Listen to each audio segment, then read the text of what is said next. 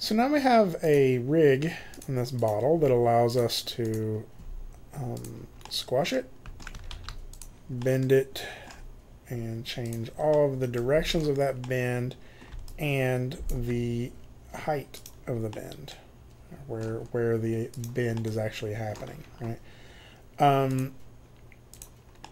And so that gives us a lot of control of this bottle. So we're going to go ahead and set this up and start animating it. Now, before we can, as this project went, we already have a bouncing ball in here.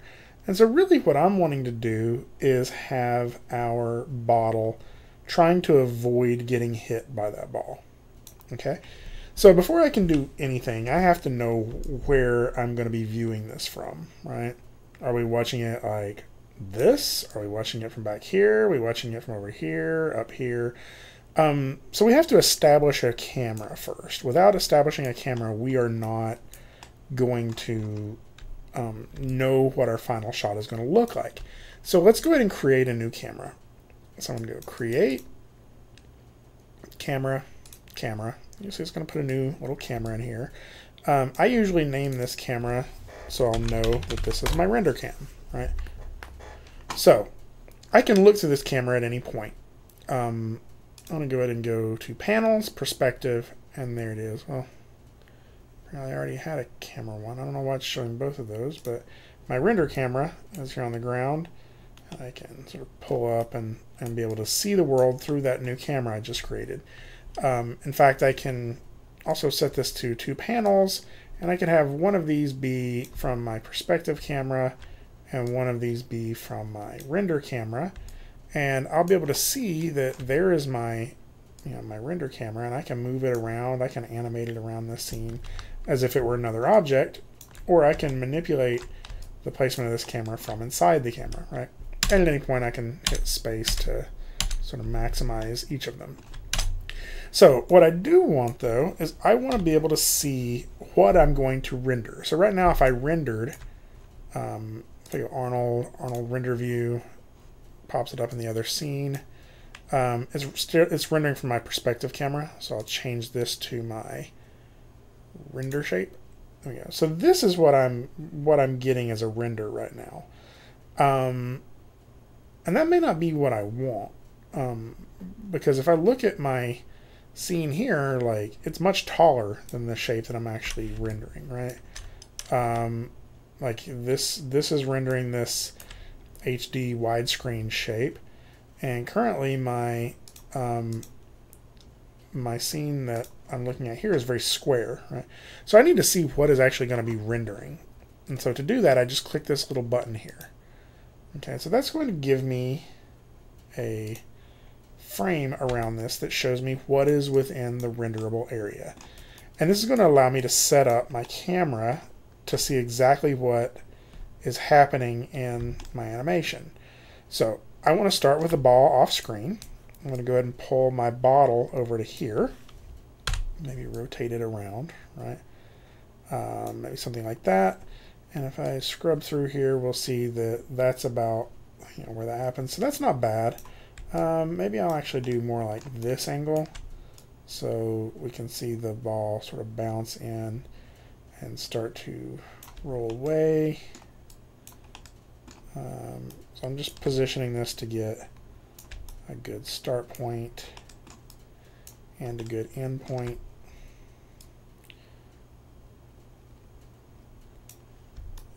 Maybe do a little bit more like that, and I could actually move my bottle a little bit more forward this way into the line of, so now that's going to bounce right through it. So again, I'm just setting up my camera just so I will be able to animate to it, right? So that's looking pretty good. This is where I want my camera. So this is where I'm going to want it to be, and I don't want to accidentally move my camera and be like, crap, right? So if you actually do that, you can use the brackets keys, open and close brackets, to go back. But I really just want to lock this camera. So if I go to select my camera, there's actually, I saw something with this earlier. I think there's a way of locking your camera through here as well now. But either way, if I just select my camera, right, click this button here to select it, I can then highlight these channels and right-click them and say Lock Selected. Okay, so this button is selecting the camera that I'm viewing, or viewing through, and then highlighting these channels and locking them is just saying now I can't change any of those values by moving my camera. And so now I permanently have my camera locked in place and I can see what my shot's going to look like. I would advise probably doing a render now just to see, you know, how this looks, and you can play around with the lighting and stuff like that as you go. So, but this is a good spot to start from, right? I'm going to go ahead and hide this. So now I have at all points an understanding of what my shot is going to look like, right? And so I can tailor each of my poses, each of my frames of animation to this camera, right? And I still have my perspective camera out here where I can tumble around and do whatever I need to in here, right? So let's go ahead and start animating. I'm going to favor the screen just a little bit with my bottle just so it's a little bit clearer. And this is where I want everything to start. I have auto key turned on, so it's going to update stuff. And so I'm going to go ahead and hit S and sort of make my first keyframe. Now, this is very rigid and boring, right? This is not a very appealing looking pose, right? So I'm going to go ahead and get just a little bit of bend in this, and maybe even change the bend direction. Have them bending backwards just a little bit. Maybe yeah, we'll start with something like that. Maybe bend them back just a touch more, so we can just sort of tumble around here and see, you know, what we're liking. Maybe change the bend height, maybe raise that up a little bit more. Now I can make the bend a little bit more intense, right? So go ahead and hit S to set a keyframe on all that. And so now I've nailed down this pose for frame 1 of my animation on frame 1. I've nailed that down on all of those attributes, right? So this is very much like pose-to-pose animation, and I think we've talked about that in the past. Let me go and pull this up really quick to show you the way that traditional animation used to work, and still works for people who are doing it on paper, is that hold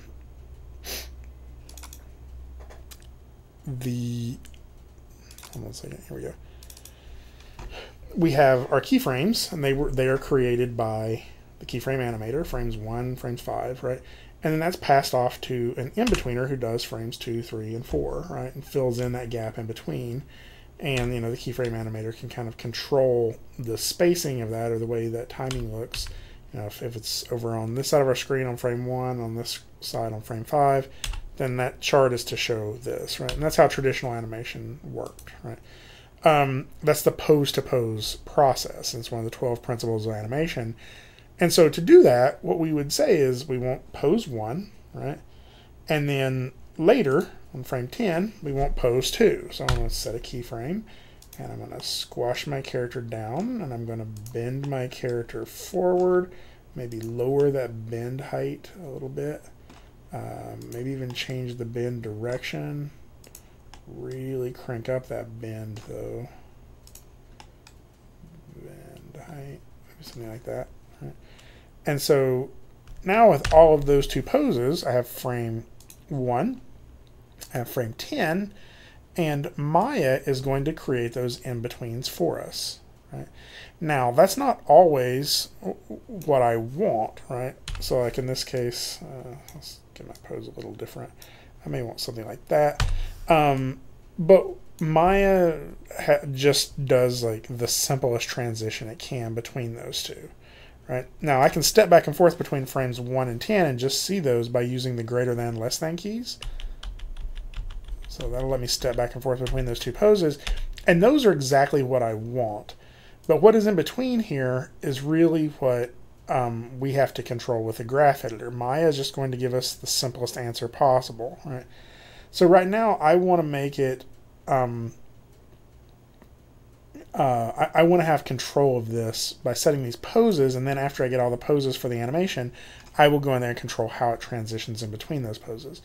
So I'm going to go ahead and save this keyframe, but I don't really want it there. What I want is I want about frame 22 is where I would want that to be, right? So I'm going to hold Shift, middle click that, I can drag that to 22.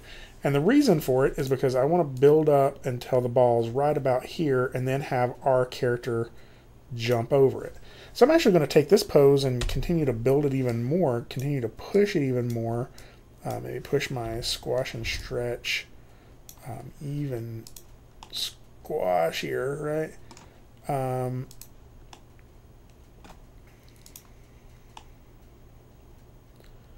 Right, maybe right there. Go ahead and hit S, so I got a keyframe on everything. And so now we see that it sort of bends down to there. And then when I want it to jump, I want it to stretch. And I want that stretch to happen pretty quick, right? So I want to have it, 35 is maybe a little late. Let's go ahead and move that back to 33. Right, so from 33 to 35 is where I'm going to have my character do the opposite, which is stretching out, right? So go ahead and hit S, and I can start zeroing some of this stuff out. If I just zero that out, we're going to be back to where we were. Right, I don't want to zero all that out. But I want this to stretch, right? So I want to do something like this. Go ahead and bend that. We got our bend. We'll change our bend direction. So I'm going to go ahead and have it bend backwards a little bit more. Change my bend height. Yeah, maybe something like that. And then I'm going to stretch, right? So we get this. And so now we go from this on frame 33 to this on frame 35, right? Now the transition that happens in between may be what I'm wanting and maybe not. I may bend that forward just a little bit more. That bend controller is not doing what I want it to do. There we go. So I'm going to do something more like that. Right? And so now I want to get this stretch right there. Now this is the character pushing off the ground. Right? Now I need something where it's up in the air. Right? So I'm just going to go ahead and zero this stuff back out again. And move my character up in the air. Right. Maybe rotate back like this. Maybe something like this. Sometimes I'll squash it a little bit while it's up in the air. Whoa, that is way more than I wanted to squash. There we go. Maybe a little bit like that. All right. Don't want to bend on this.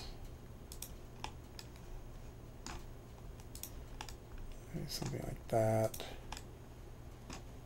Right. So that section through there feels a little wobbly and weird, so let's change that. Something like that, maybe.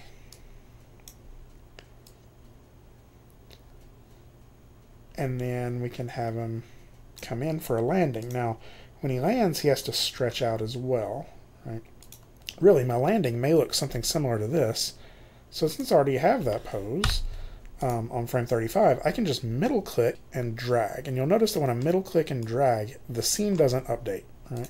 If I just regular click and drag, it does, right? But if I middle click and drag, it stays the same, right? And so that means when I get over here, if I just hit S, it's going to set another keyframe there in that position. And so what I'm getting now is it goes up, and then he goes back to there, and that's not what I wanted, but I can change this now to be further forward. Right, so I'm going to go to my 3D view here to see where this is landing. So I feel like I'm doing this in the wrong angle, but we can always change these keyframes as we go. Yeah, so he jumps up. That's way too far forward, so let's do something like that. But at the same time, this may not be forward enough. So let's see my angle here. So he's moving over that way too much. And this, like that.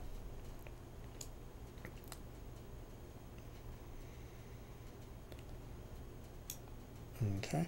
Now some of what we're getting is this weird wobble there as you can see that from the front. But that's something we can work out in the details, right? There we go. And then we need that similar squash. I'm not going to use the same exact one. I'm going to go ahead and just pull forward a little bit more and do something like this. Maybe go ahead and frame it to there and go ahead and zero my squash out. Actually, I want to do more than zero it. I'm going to squash it down, bend it forward, right? And there we go. So again, I'm getting this weird bend direction thing there. I think I know why. Because right now he's bent. The bend direction is positive 62. And then there it is 75 with a negative bend. Yeah, that's what I wanted.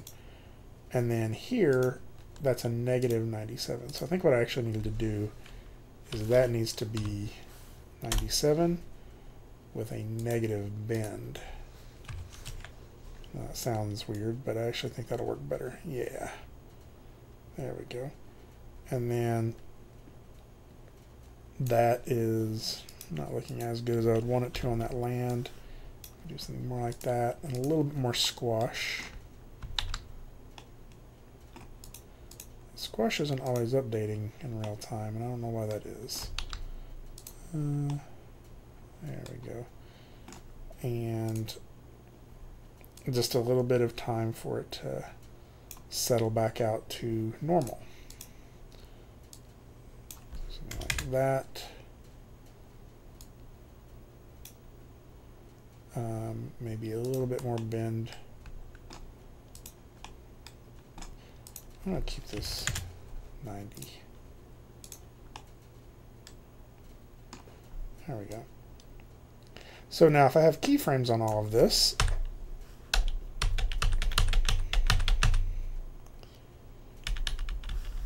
now I have my bottle jumping over the ball.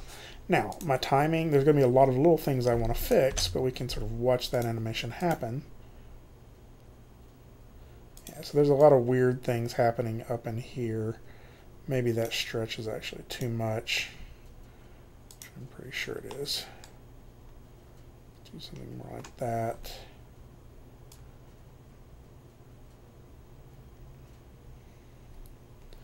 Okay.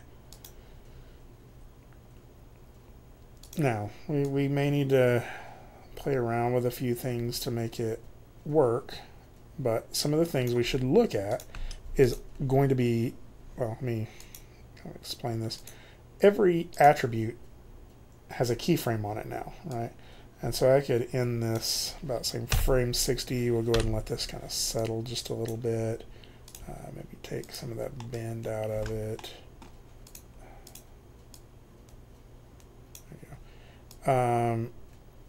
And so we'll say we'll end it at frame 60, so I'll go ahead and trim that to 60. And so every attribute on here has 1, 2, 3, 4, 5, 6, 7, 8, 9 keyframes on it, right? But there's 60 frames, so that means there's 51 other frames in here that Maya is deciding how it will work, right? And so that's not necessarily what we want. So we're going to control all of that in the graph editor. So we'll do that. I'll go ahead and go to Windows, Animation Editor, Graph Editor. And so little things like when we were doing our bouncing ball, we know that the translate Y, our character is jumping off the ground as hard as he can, or hard as it can. But if we see this, like it still kind of eases into that. And I don't really want that. I want that to pop into that. So again, I can grab these tangents, I can break them, and I can adjust that to do something more like that. And so just that one change is going to make that jump feel a little bit more powerful, right? the translation forward, that's this, is kind of easing in and out as well. And so I can just set those to linear. Let's see what that looks like. It's kind of the same thing on here. I'm going to delete that one. Maybe set that to linear. And so we're getting some interesting results there. Now, something else that is happening in here is follow through and overlapping action. When all of these attributes are changing at the same frame, then that feels like everything's starting and stopping at the same time, right? And so so stuff like the squash and stretch, or well, let's do like the bend, and maybe even bend, let's see what bend direction looks like. Bend direction, yeah, I don't know, maybe I would play around with that a little bit. But bend, right, we get this, all of this happening at the same time. So like, just look what happens when I make this happen on a slightly different keyframe. If I grabbed all of this bend stuff and made it happen a frame earlier, right, then when we watch this animation, it's going to feel a little bit looser, right, or a little bit different. So I'm not necessarily saying that's the right thing to do, but playing around with when that bend happens, right, maybe I don't want my character, sorry, I don't have enough screen real estate here. Maybe I don't want my character bending right there all at the same time, and then going back forward there. Maybe I want this to happen a little later. So I can have that frame happen a little later, and then the follow through like is just overlapping a little bit more. So all of this is stuff that we can play around with in the graph editor to clean this up. And so this is a lot of this is what we call the splining process, and it is going to be way more than 5 minutes of tinkering. This is a lot of work in here to get this to be exactly what you want it to be. I'm not going to bore you by making you watch me do that, but I don't know, I may come back and do a splining video after this, but right now I'm going to go ahead and stop the video here, and that hopefully will give you a good idea of what to be working on for your project. So let me know if you have any questions, and I'll talk to you soon. Bye.